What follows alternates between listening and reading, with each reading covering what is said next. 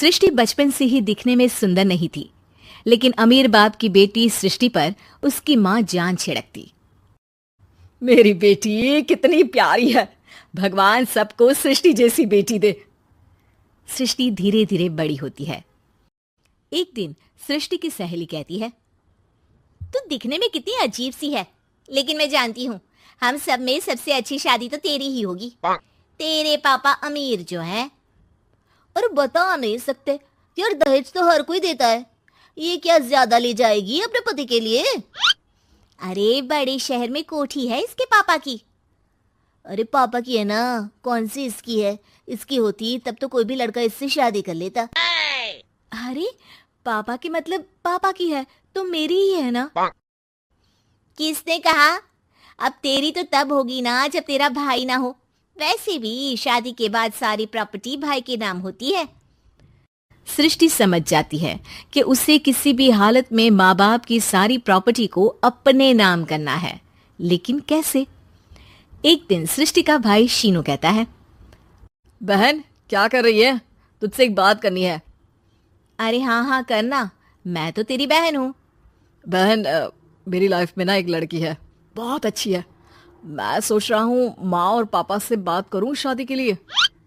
सृष्टि को समझ में आ जाता है कि भाई की शादी होते ही भाभी उसे एक दिन भी घर में बर्दाश्त नहीं करेगी। क्या बात है भाई, बताना कौन है वो? यार वो बहुत अच्छी लड़की है, पढ़ी लिखी है, मेरे साथ जॉब भी करती है। बस एक प्रॉब्लम है। हाँ प्रॉब्लम? क्या प्रॉब्लम है भाई? यार वो शादीशुदा है, लेकिन उसके पति ने उसे सिर्फ इसलिए छोड़ दिया क्योंकि उसके माँ बाप दहेज नहीं दे पाए। सृष्टि ये सुनकर न जाने क्यों खुश हो जाती है। अरे भाई तो क्या हुआ, लड़की तुझे तो पसंद है ना? शीनू को लगता है कि बहन उसे समझ रही है। वो इस बात से अनजान होता है कि उसकी बहन की मंशा पूरा घर हड़पने की है। सृष्टि अपनी माँ से कहती है, मम्मी मुझे तो बहुत चिंता है। पता है शीनू क्या कर रहा है? अरे क्या कर रहा है? वो तो काम पर जाता है और वापस घर आता है। नहीं ना माँ, वो यही तो नहीं कर रहा, बाकी सब कर रहा है। आपको पता है उससे प्यार है, और वो भी एक शादीशुदा लड़की से। ये क्या हो गया? मैं सोसाइटी में क्या मुंह दिखाऊंगी? अरे तेरे पापा तो यही कहेंगे कि मैंने ही उसे बिगाड़ दिया है। माँ देखो, मेरी बात मानो, पापा पर भी विश्वास करने की जरूरत नहीं है। अब आप ही बताओ, पापा इतनी देर घर के बाहर रहते हैं क्यों? बोलो। अरे बेटा वो तो नौकरी करते हैं ना। तू बहुत भोली है माँ। पापा का ऑफिस तो 7 बजे खत्म हो जाता है, लेकिन देखो कितनी देर से आते हैं। अरे नहीं नहीं बेटा, ऐसी कोई बात नहीं है। सृष्टि माँ को एक औरत से बात करते पिता की फोटो दिखाती है। देखो माँ कैसे हैं पापा। मैं ना कहती थी कि पापा सही नहीं है। मैं तेरे पापा से बात करूंगी, दे फोटो मुझे। ओ माँ, वो तो डिलीट हो गई। लेकिन चल, तूने तो देख लिया ना। पापा से बाद में बात कर लेना, और हाँ मेरा नाम बिल्कुल मत लेना। हाँ माँ। अब क्या था, सृष्टि के माँ और पिता के बीच झगड़ा होना शुरू हो जाता है। सृष्टि के मन में क्या चल रहा था कोई नहीं जानता था। एक दिन, माँ सृष्टि के लिए एक लड़का देखा है, वो लोग शाम को उसे देखने आने वाले हैं। और हाँ माँ, एक खुशखबरी, मैं और पापा मिलकर एक नया बिजनेस ट्राई कर रहे हैं। शाम को लड़का आता है, सांवले रंग का। सृष्टि को तो बिल्कुल भी पसंद नहीं आता। लड़की की माँ कहती है, लड़की का चेहरा तो कोई खास नहीं, लेकिन अगर मेरे बेटे को आप लोग सेटल कर दें तो मैं उसकी शादी आपकी बेटी से करवा दूं। सृष्टि को लड़का बिल्कुल पसंद नहीं था। उसे भाई पर गुस्सा आ जाता है। लड़के वालों के जाने के बाद कहती है, माँ देखा शीनू मेरे लिए कैसा लड़का लेकर आया, न दिखाने लायक न सुनने लायक, सेटल भी नहीं, वो भी हम करे। अरे माँ मैं जानती हूँ ये मेरी शादी किसी भी घर में क्यों करवाना चाहता है। अरे कैसी बात कर रही है बहन? तूने तो देखा ना, लड़के को मैंने ही मना कर दिया तुझसे शादी के लिए।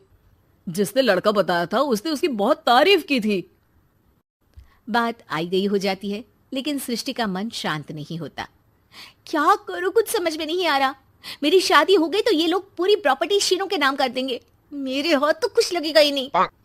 तभी सृष्टि को आइडिया आता है। वो किसी वकील को फोन करती है। जी देखिए, अगर आपके मम्मी पापा का तलाक हो जाता है तो आपके पिता की आधी प्रॉपर्टी आपकी माँ के नाम हो जाएगी, फिर उसे वो किसी को भी दे सकती है। सृष्टि अब माँ को बेटे के खिलाफ भरती है। माँ, शीनू पर नजर रखा करो। वो जिस लड़की के प्यार में है ना, वो शादीशुदा है। यहाँ आएगी, सारा पैसा, रुपया, जमीन, जायदाद सब हड़प लेगी।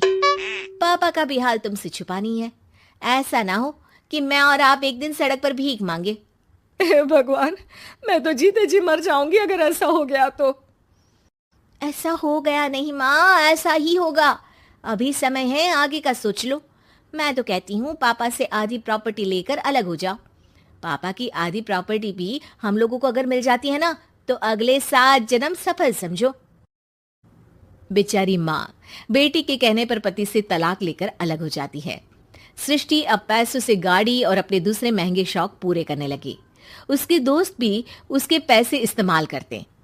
सृष्टि, कल तुम कहाँ थी? मैं सारा दिन घर पर अकेली थी।